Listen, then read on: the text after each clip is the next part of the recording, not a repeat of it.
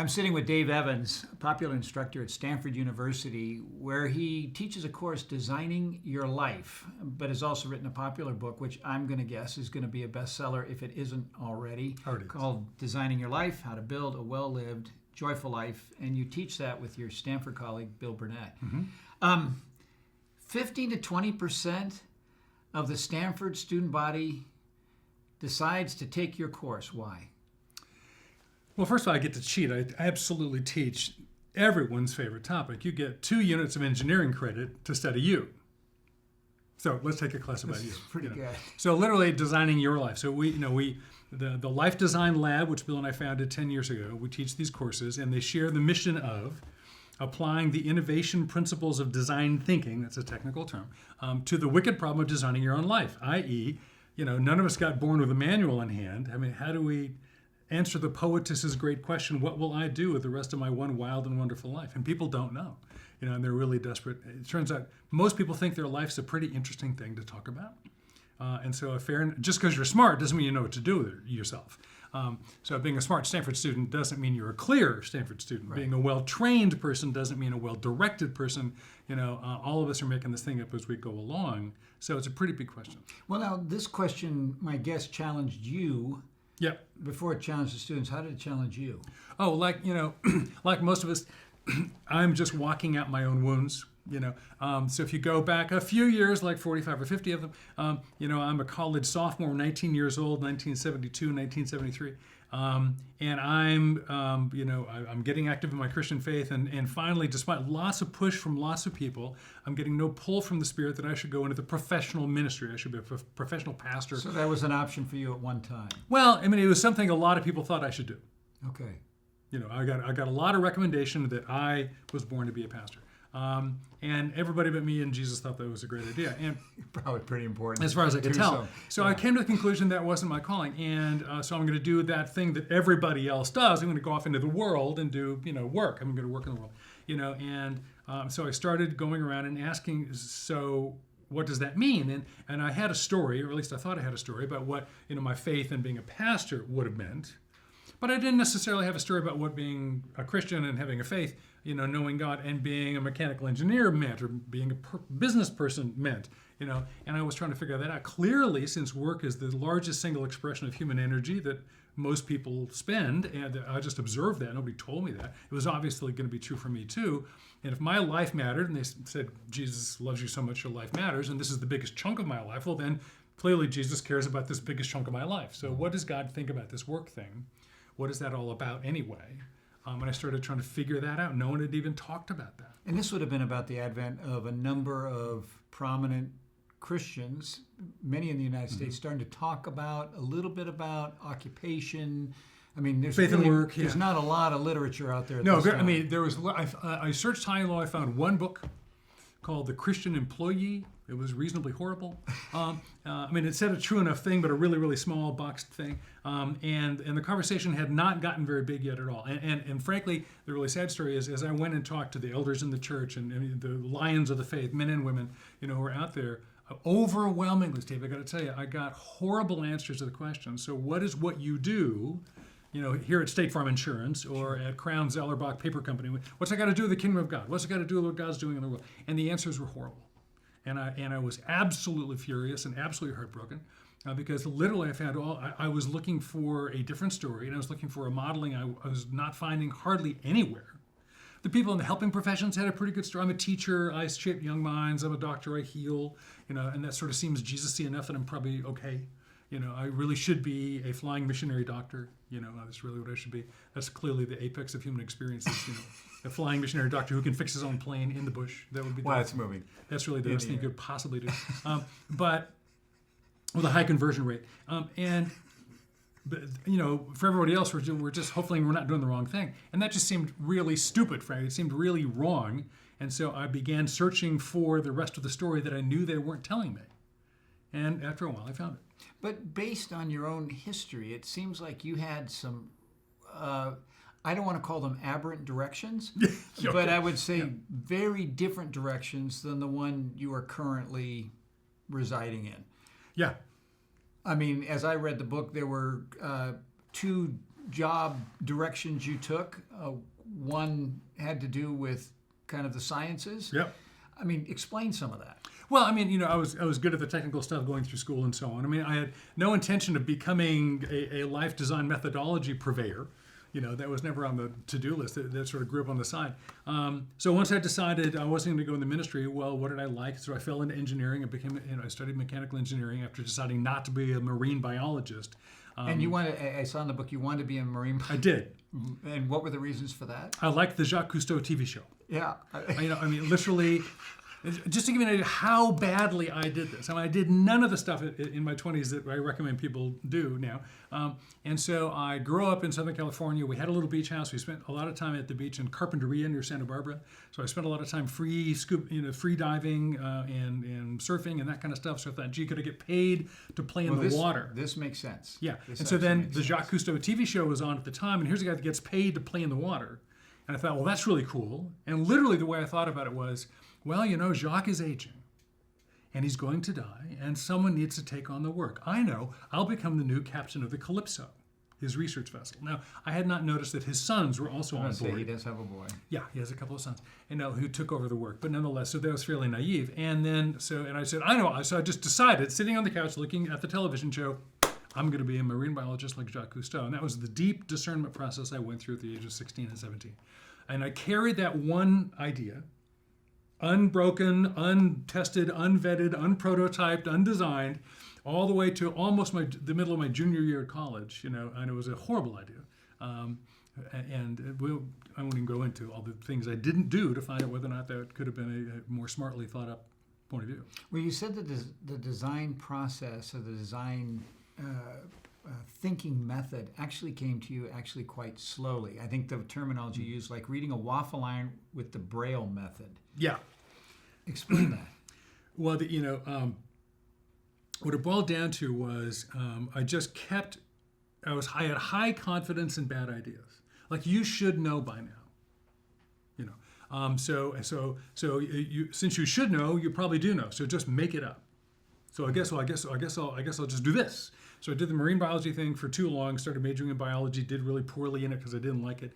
And then finally broke out of that. And then when nothing but a deadline arrived, I was within days of being too late to get a major declared and still graduate before my scholarship ran out. I had to pick another degree, so just grabbed mechanical engineering, almost out of nowhere. Stuck with that and it was a year into that I ran into the energy crisis, which was actually interesting enough to work on. So I came out of Stanford with a master's in thermosciences and a bachelor's degree in mechanical engineering, ready to solve an energy crisis that didn't want to be solved for another 40 years. So it's literally 40 years ahead of the world need was present, just like what lots of needs are present now that we're not working on. But the world had the energy problem in 1976, but it didn't have the energy will to do anything other than just burn more gas. So I failed miserably at being way too soon to an industry that didn't even exist yet. There was research being done, but I didn't want to be a researcher. I wanted to be an applied person doing real things in the world. Nobody was doing real things in the world with advanced energy technology in 1976. So I was way off target first. I was way ahead of myself second, and then fell into high tech. I actually got a phone call from Apple Computer out of nowhere. I had no idea why they called me. It turns out a friend of a friend had gotten a hold of my resume and told these people, you should call this guy. So that's a long story as well. So I really pinged off and caromed off the walls, trying to come up with a strategic plan, trying to come up with a way to live my life. I mean, I was being productive. I was getting things done. I was getting good grades. I was, getting promoted in jobs. I mean, I performed well, but I had no idea what I was doing. I was doing a very high performance job of making it up as I went along poorly. And so then eventually, through this ineffective method, you start learning, and found myself into a career in product development and marketing in high technology that was pretty interesting. And then finally into consulting. I did a lot of work with startups as a freelance consultant for 20 odd years. But along the way, the whole time, caring deeply about this, how are we supposed to live our lives? How are we supposed to discern God's will for our lives? How are we supposed to find our vocation?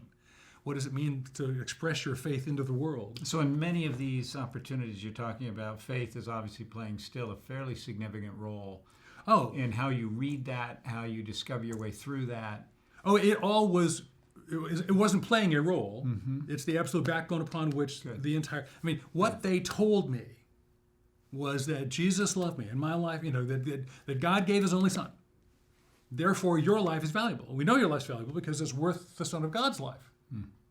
And we want you to, like every other human being that's ever been born, to express most of that life into your particular role in this thing called the human adventure.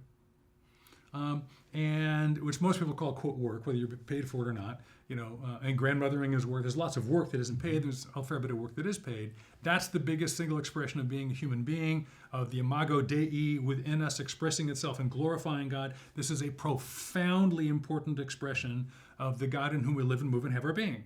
So that's got to make sense. It's got to be authentic. It's got to be real. I'm going to figure this out or break my legs off trying. So I've never not been asking that question. And as I went along through the years, and began to figure some things out, I started teaching on the integration of faith and work. Taught a Sunday school class at church called Integrating Faith and Work, Striving Toward the Integrated Lifestyle, back in the late 70s. And then a guy named Pete Hammond started a movement at InterVarsity in the 80s, the Marketplace Ministry Movement, which I was very involved in, so doing national conferences. So I've been hanging out in the faith and work space as part of my ministry for 45 years now. And then what happened was, just zooming way ahead in time, in 1999, I'm running around talking to a bunch of people working with college students, because I'd been away from college students for a while and I kind of missed them. Just checking in, what are people thinking about in the 90s? It's different from the 80s. And a guy at Cal, a guy named Randy Bear, who had been in InterVarsity staff before and was running a private Christian dorm called Westminster House, said, "You ought to teach a class here." I said, "That's a great idea, Randy, except for a couple of problems.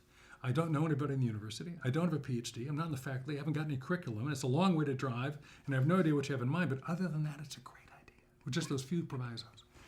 And he said, no, I can set you all up. We're going to make this happen. I said, "Well, fine, go ahead, knock yourself out." And so I actually taught a class at Cal, which I thought I'd do once. It was called Finding Your Vocation, subtitled Is Your Calling Calling? I taught that once at Cal, and at the end of the course, a kid walks up and he says, "You're teaching next semester, right? Because my friend wants to take the class." And I, oddly enough, had not even thought that this was going to come up. And I did what I call a Nehemiah prayer. There's this great line in Nehemiah, when Artaxerxes says, "What do you want?" And he says, "So I prayed to the God of heaven and I said to the king." One of those, and I don't think it was a long prayer that Nehemiah spoke before he spoke to the king. So the kid goes, "Are you teaching next quarter, aren't you?" So I prayed to the God of heaven and I said to the kid. And during the prayer time, as my breath came in before it came back out again, what I sort of heard the Lord say, "Look, will you come if I send the kids?" So I said, "Deal. You send the kids, I'll teach the class." So 14 semesters later. So I started teaching at Cal, and that turned into going over to Stanford. So this becoming a teacher of what became a design thinking based way of finding our way into our lives, evolved over time. And I had taught actually the Christian doctrine of vocational discernment overtly at Cal, and wrote a white paper for the econometrics department as to why it was valid at a public, secular, pluralist university to teach Christian discernment as an economics class, which was approved. And then when I came to Stanford, and Bill... Well, you're also talking about concepts that even to those who have, church has been a regular portion of their lives, just even that terminology is almost foreign to some. It's sort of a black hole in our discipleship. And yet, that's changed. Critical to discipleship. Yeah, we don't often talk about it. We do now. We do it much better than we did. But 40 years ago, that would have been new. There was just a big flat hole. And there's a church history reason for that. We don't have to go into.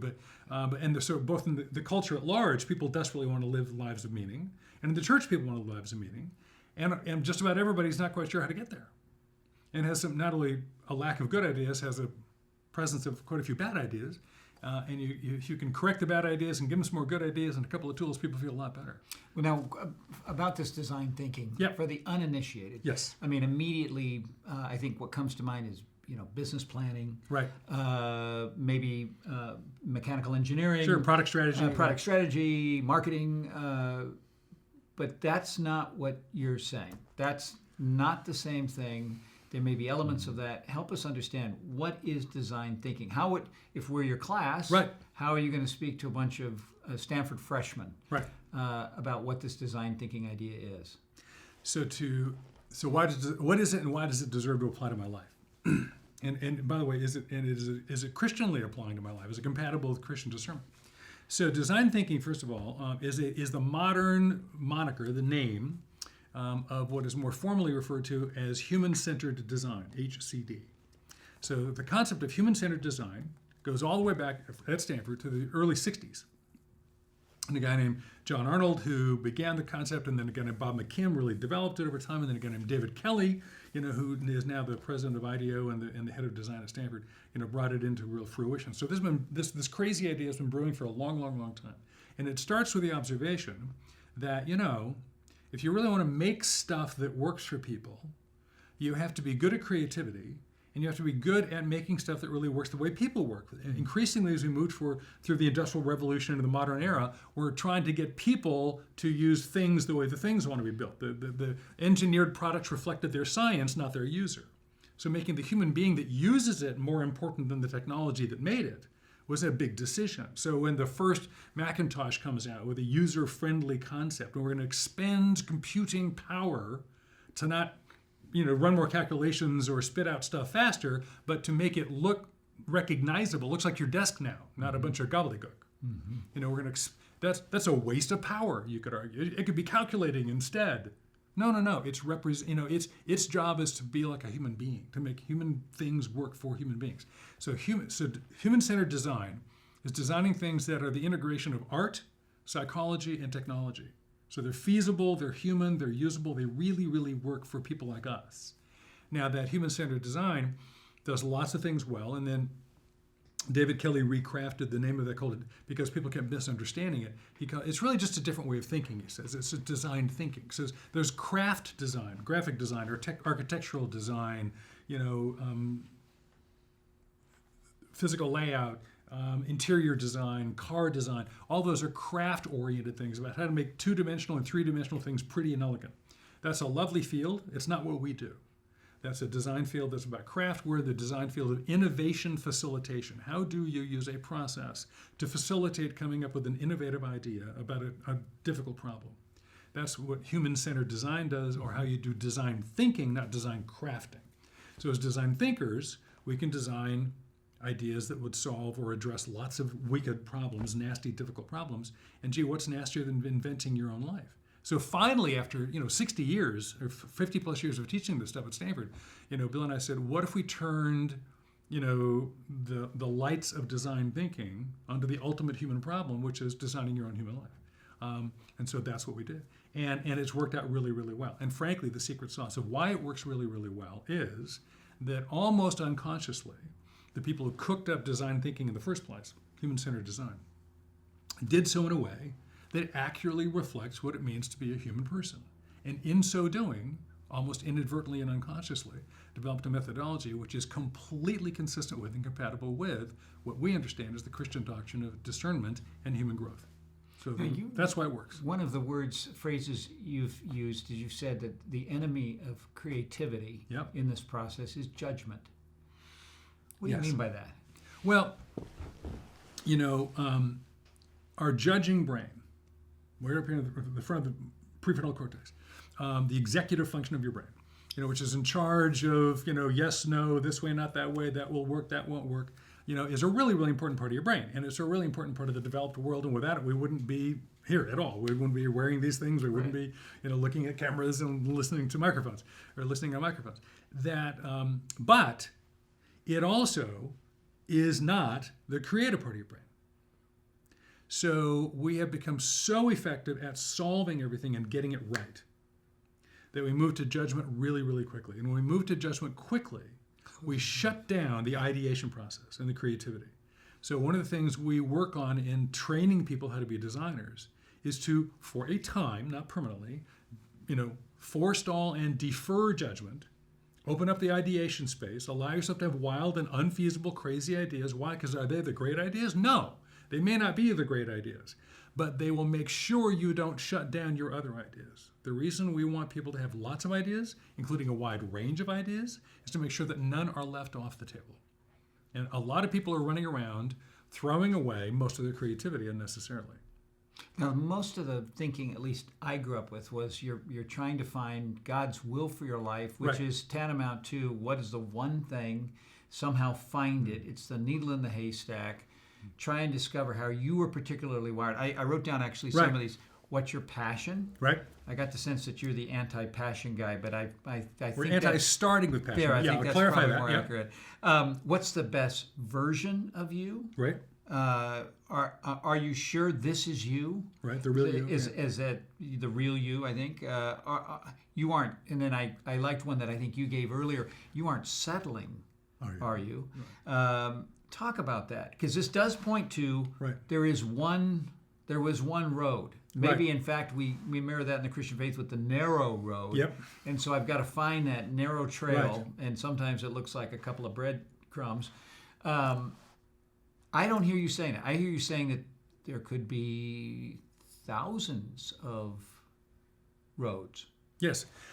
You could even say, so the best place to go to a better answer than I'll give you on these questions about, so what is the nature of the will of God? Particularly, what's the nature of the will of God for my life? Because certainly my calling, if I could actually discern my calling, if I believe in calling, then the particular version of the will of God that's a unique invitation to my life would be what we would call my calling. So personal calling is a special subset class of the greater category of the will of God, right? So how do we understand that? And I think the way we got to, and the book I recommend on this most often is a book by Gerald Sitzer, Sittser, is a prof up at Whitworth College, a lovely guy and an old friend, Jerry Sitzer, who wrote a book called The Way of God as a Way of Life. The will of God as a way of life.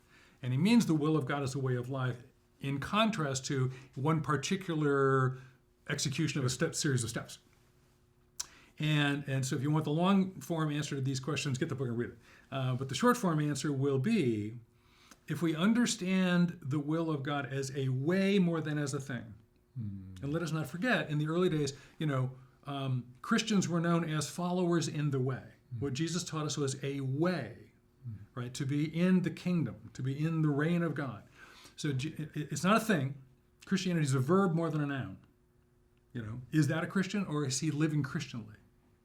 The Anglicans have a nice way of putting it. They think of the body of Christ as the community with whom I am on the journey to live into the question. I live into the question of, and what is God saying to us now? And so I'm always doing the will of God. And the Sermon on the Mount makes that clear. There's this invitation, even John 5:19, Jesus says, I do only that which the Father shows me. So there's this revelation response, call and response going on all the time. So the will of God means living Godwardly out of where we happen to be. Now, there can be lots of ways to live Godwardly, and does God ever give specific guidance? Yes, clearly God gives guidance. However, can we take that to the place that every single life has one singular, exclusive, better than all the other versions of itself? No. And so, and even if we, so we could go 2 or 3 different ways, all of which might bless God. In fact, God might have worked really hard to give us 2 things or 3 things to choose from, which are so different in nature, they're not even comparable. And you can't even say better or worse. Because now what I get to do in the face of that is actually freely choose. So if God wants to grow me into a choice-making person, sometimes when we get no guidance from our prayer or discernment, we get counsel, we do all the stuff we know what to do, and we still don't get any nudge. Well, does that mean God doesn't care? No, I think what I hear, if I've done my homework, and God seems to be silent, I don't hear God going, whatever, or I don't care about that, brown shoe, black shoe, whatever, I don't care. I don't think the word whatever ever happens in heaven, personally. What I do hear God saying is, Dave, I've really thought about this one. And I've made a choice. I choose that you choose. I dearly long for you to step into the domain sovereignty of your own life. And this one, I've worked really hard to make sure you didn't falsely hear me say something I've not said. And you've got these pulls and these pushes and these pros and these cons, and they don't self-reveal. So now it's really up to you, son. I've got a dear friend who uses and then I'll join you in it. And then when you choose, then I'm with you. Yes, I got a friend who says, are you delighting yourself in the Lord? And then the first time I ever heard him say that, I had forgotten there was the rest of the verse. And he said, so what's the rest of the verse? I'll give you the desire of your heart. And I remember thinking, okay, where are we going with that? 2 ways to hear that. And he said, do you think if your desire is a BMW, God's just going to show up with a BMW? And I realized that probably just from my background, even though I had done 3 years at Yeah. Fuller, that probably wasn't going to fly. So I said, no, I don't think that's what he means. Right. He says, I think he said he's going to give you himself. Because if you're really delighting yourself in him and Right. he gives you the desire of your heart, Yes. then isn't that him? And I remember at that time, probably should have been in your course, because I was saying, yeah, but I need help with door number 1, door number 2, here my limited thinking, Yes. door number 3. And his words were, pick one. Right. And Yeah, live. Go live, and, yeah. and take him with you. Yeah. So Psalm 37, 3 and 4 is what you're just quoting. Delight yourself in the Lord, and he will give you the desires of your heart. You can hear it one of two ways. He will give you the object of your desire. This is what I call the vending machine God. Be a good boy or be a good girl, and you get the cookie. That's right. And that's why a lot of frustrated Christians who are not getting the cookie Yeah. kind of going, hey, I was a good guy. I worked hard, I fed my kids, didn't sleep with people I'm not married to, I went to church. Where's my cookie? Because the vending machine God didn't work out. That's the object of your desire. Or desire is the object. If you delight yourself in the Lord, your heart becomes God's heart, and the gift of God is longing. The gift of God is to long for that which the imago, the image of God, the Spirit's groaning within us joins with our own. So the reason this design stuff works is it's this design collaboration, trying stuff out. So if we believe we are co-creators with God in the world, if we believe, and this is what I think the scriptures teach us, that God made us to be image bearers, not just puppets, that the life of God within us wants to burst out into glorifying God and enjoying him forever, revealing itself in the way God's nature would respond to the world in which we find ourselves, then me fully alive in God longs for what the God in my particular shape would orient and valence itself toward. So part of my job in taking responsibility to grow up is to free myself to to be completely aligned with the reality of God's little chunk of incarnation called Dave. We continue to be the incarnation. So it's a multifaceted stone, mixed metaphor. I've got one facet here called Dave, and I'm trying to angle it. Even it can have a lot of colors. And it can change. And it can change. Let me throw out 3 different words and kind of get your reaction to Sure. them. One word, reframing. What does that word mean to you? Okay, it's a big word for us. I'm glad you asked because it comes up a lot. And it's one of the 5 design mindsets we lean into. Reframing simply means looking at something differently. It really is sort of design language's version for what Jesus does all the time when he says, you have heard it said, but I say unto you. You have heard it said that whatever you study in college will determine your future. But I say unto you, no, 80% of all college graduates within 5 years of graduation are working outside their field of major study. They're unrelated. You are free to study whatever you want. So there's these reframings. And reframing simply means, after I have deeply immersed myself in a given situation and listened empathetically and compassionately to it, what Thomas Merton would say, contemplation is defined as a long and loving look at the real. When I've contemplated the world, when I've looked deeply at it, and Jesus has compassion upon, he's really listening, really hearing what's happening. Mm-hmm. Then you get a new perspective.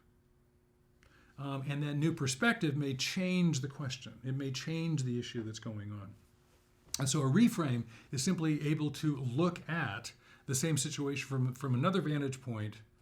You change the narrative of the story, and that usually either gives a new insight or a new question. That's what a reframe is. Passion. And we've said passion Sure. before. I must tell you, in the first 1 or 2 chapters, I kind of got the sense, okay, this is probably the anti-passion guy. But as I read Kind of it, is, I yeah. went, wait a second. This guy is reframing passion. Yes. So help me out. Okay. Passion. So it comes up a lot because our sort of, anecdotal observation is the number one organizing question around this life stuff currently popular in the culture is, what's your passion? Are you following your passion?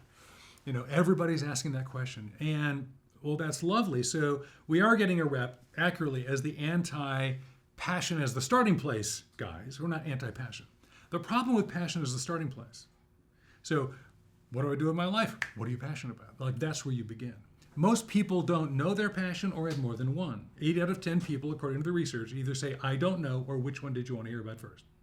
Well, why start with a question that mistreats 8 out of 10 people as being broken?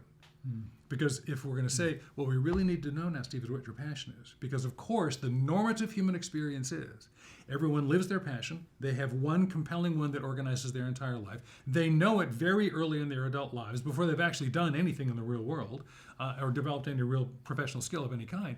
And whatever your passion is, undoubtedly the world is going to let you do it.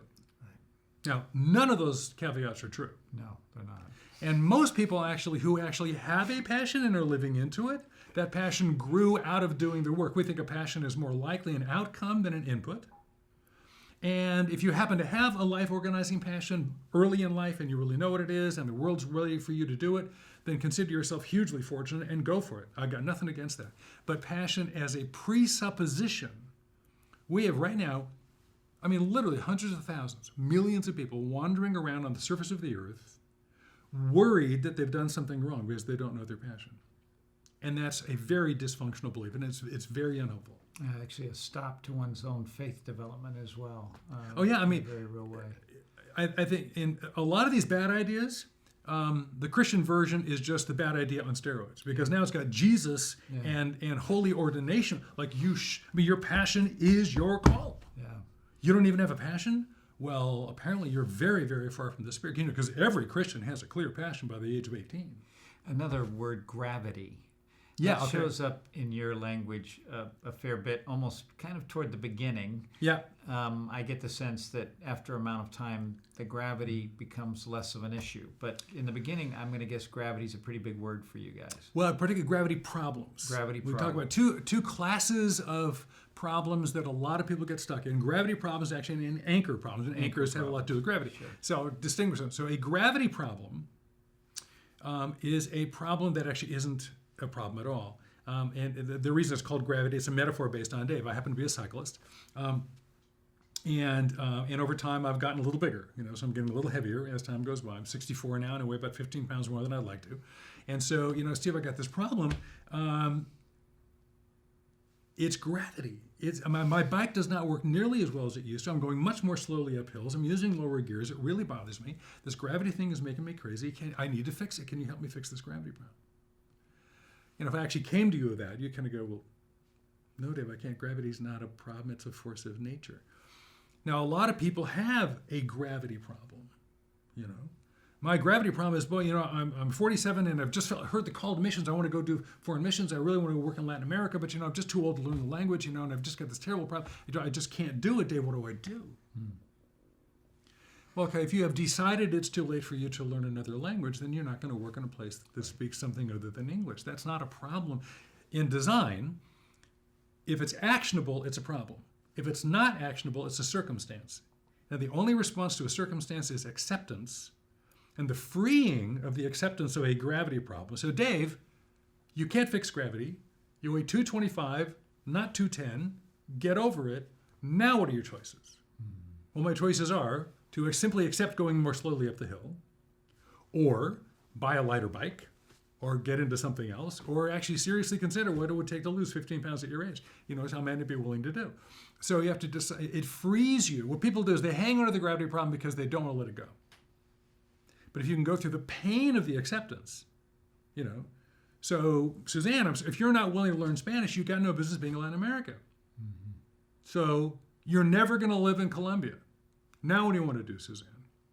Now she hates hearing that. But now she's free to decide, what does my love of Latin America get to do while speaking English? What could that possibly be? You've actually opened up the opportunity. You actually open up what they think of as a smaller opportunity compared to what they have as a closed access to no opportunity, which you would like to pretend is big. As soon as I solve gravity, my biking is going to be fabulous. It feels really big to me, except there's nothing there because I'm lying to myself. I'm in denial. I have to accept reality. Now I've got a smaller window of opportunity, but it's actually got freedom in it. So I'm letting go false freedom, which doesn't exist, to regain real freedom, which does exist. What's the difference between that and what you termed as an anchor problem? So an anchor problem, so a gravity problem is actually not a problem, it's a fact. It's just the way it is. And an anchor problem is actually not a problem, it's a solution. So I've decided, I would really like to get involved in entrepreneurship, and so what I really want to do is really want to become a CEO. I want to get funded. I want to be a CEO of a company. But by the way, I hate finance and I hate making decisions, and I'm a lousy leader. But so I'm really having a hard time getting funded. I have this great idea for a company. I've got a really good idea, but I'm really terrible at people. I'm really terrible at hiring. Really terrible at managing. But I have to lead this thing. I just have to be a CEO before I die. And so I just keep failing at this thing miserably. And so what's really going on is I have one specific answer. I must be the CEO of a venture capital finance startup, or my life is not of any value. Again, we've got one idea. I've got one idea, and I'm stuck on it. And because it's not working, I'm stuck. As opposed to, wait. This reframe, you've actually framed really small. Venture capital CEO of a technology firm. That's the only thing you're willing to do. Okay. And you're failing at it. So what if we reframe and say, I would like to be involved in entrepreneurship. I would like to be involved in, other roles. Maybe you can be a consultant. Maybe you're good at the idea thing. You could do business plan consulting. You could actually help CEOs prepare their pitches, but you don't run them. There are lots of ways you could get involved, which aren't in the exact one form you already have in mind. So if you let go your picture of the result, got the anchor. Again, so either by anchor or by gravity, I'm wed to something that has me unfree, and by accepting, just looking the truth more in the eye, frankly, and speaking the truth will set you free, and you get more freedom. Now, you've talked about an Odyssey plan. Yep. This is what you're teaching. You have actually 3 different levels of classes at Stanford. For freshmen, we teach different courses to different people. Yeah, we have a freshman class, we have a senior class, we have a grad class. All of them get this Odyssey planning module, or variations of it. Yeah. So what is that? What is so the whole idea of the Odyssey plan, for the freshmen we call it My 3 Stanfords, is because there's more aliveness in each of us than one lifetime permits us to live. I.e., there's more than one of you in there, right?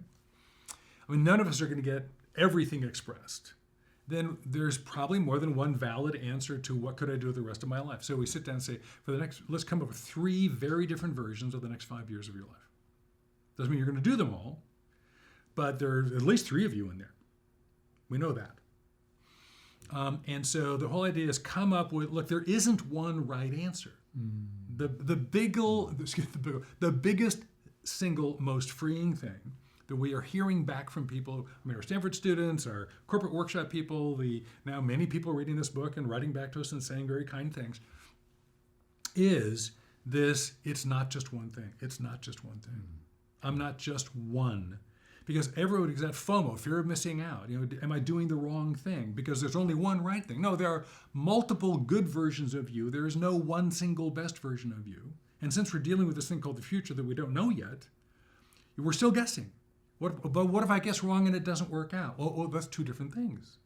You may not have guessed wrong. Choosing right doesn't mean it will work. We're all still living in a high degree of risk in the real world. So the whole idea of Odyssey planning is let's allow ourselves to actually begin to populate rather thoroughly more than one version of what a right answer might be. And then we're choosing from a broader set of things.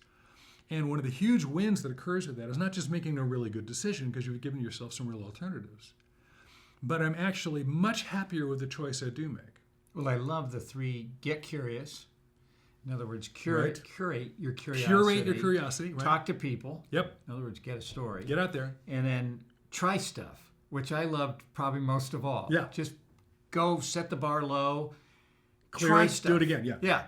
And so this is not create I'm going to be the CEO of whatever. Yeah. Just try some low-level, easy kind of jump over that bar. Really small prototypes, we call them. I mean, an awful lot of the inspirational stuff out there these days, like set the bar high and clear. You can be amazing. You can be your amazing self. And no, you can't. It's way too hard. In fact, we were doing a talk in Chicago, and another one of the Abby Wambach, the America's greatest soccer women's forward, captain of 2 gold-winning teams, was a speaker, and I actually was talking to her backstage. I said, Abby, let me check something with you. I keep telling people, you can't be amazing all the time. You can't be your Olympic gold medal winning self, your World Cup winning self all the time. Can you? You actually have won these things. You've been one of the world's greatest athletes, Isn't that the way it really works? She goes, yeah, are you kidding? You just hope you peak the right week of the year. So you can't peak all the time. So we're big believers in set the bar low and clear it, make it easier and iterate. We'll do it again tomorrow. We'll do it again tomorrow. But the prototype iteration process really is about try stuff, try before you buy. Don't make this big dramatic decision, completely upend your life and then find out it doesn't work out. There are lots of ways to experiment your way into things. I've got a friend at Google who just says, just try something. Just try something. Yeah. I'm going to throw out some tweetables. Okay. That I got from your book. You got 30 seconds. We'll play a little game here. Okay. 30 seconds to just kind of make a comment on it. Got it. Okay. But these ones would be fun to just kind of set out into the atmosphere. Better to be an option generator than an option retainer. You've actually said these. Yes. So what's the point of having an option? What does an option become when it grows up? It becomes a decision. If you hang on to, keep your options open is a terrible idea, because it means you've decided to live life in the rearview mirror, wondering whether or not what I'm doing is the wrong thing. If you want to not only make a good decision, but make it well, i.e. decide and then live into the decision well, you let go of the rest of your options, you completely own the one you've chosen, and in so doing, you move on into the reality of that. Keeping your options open is all about disinvesting in the decision you're making. Give your decision a chance by letting your option grow up. Oh, I like this. In your Odyssey exercise, you stated, better to choose against a known than an unknown. When I'm making a choice, there's both what I want and what I'm going to let go. I can be much more powerful and ultimately much happier and less anxious. And, well, if I wasn't doing this, what would I be doing? Well, I'd be doing that, but I still choose this. So, I could have done the marine biology thing, but I've decided to go for the high-tech marketing thing, and if I wasn't doing this, I'd do that. And if I had to do over again today, I'd still do this. So when I know what it is I would do otherwise, and I've let it go, then I really own what I am doing. Wow, it is about letting go. It's the most vicious competitor to your one of the most vicious competitors to your happiness is the unnamed alternative that you suspect is probably cooler than what you're doing. And that specter will haunt you the rest of your life. If I just spent more time, if I just did a little more research, I'm sure there's something better. I just haven't found it yet. Well, in a post-internet world, of course there is. That's not the point. The point isn't what you're not doing. The point is what you are doing. It's great. Creating career paths, then creating career maps. Okay. So if I think about a path, well, I got to get from here to there, and did I succeed or fail? I'm back to a binary, am I on time? Am I late? So that's this one trip thing, as opposed to I'm in a terrain called the world in which I found myself. I mean, the culture I was born into, and the time in history, and the body, and the personality I was given, and all the people around me. So this is this big ecosystem. And now what I want to be is I want to be in a map, that I'm navigating. I'm finding my way through this terrain, as opposed to I've got to find the right path. And so how's the journey going today, Steve? How's the navigating going? So if I'm in mapping space, I'm in this big place. I've got a lot of agency and authority over my own life, and I'm taking responsibility for how I'm getting along. And I'm on a path at the particular point in time, but I'm not finding a path. I'm making a path. Right. More discovery. You got one last one. Every question has a belief system. Oh boy. So have you found God's will for your life yet, Steve? I'm hoping by the end of this session I'll actually have at least 3 or 4 more options. Right. Now, my question is you're supposed to find it. It's a thing, and God has already revealed it to you. So the only person who doesn't know is you. I mean, that question phrased that way means all 3 of those things. I don't think any of them are true. My favorite question as a college instructor is, what are you majoring in? Anthropology. Oh, what are you going to do with that? The question, what are you going to do with that, believes that your major determines your career, which is not true. So you have to watch the assumptions. There are assumptions built into most questions. Most questions pre-frame the legitimate answer space. Right. And that pre-framing, that limitation, has beliefs in it. That's what you got to watch out for. Now, my guess is with all of this, there have been some detractions. I was actually thinking this one through and playing the devil's advocate. How do you respond to someone who might say this?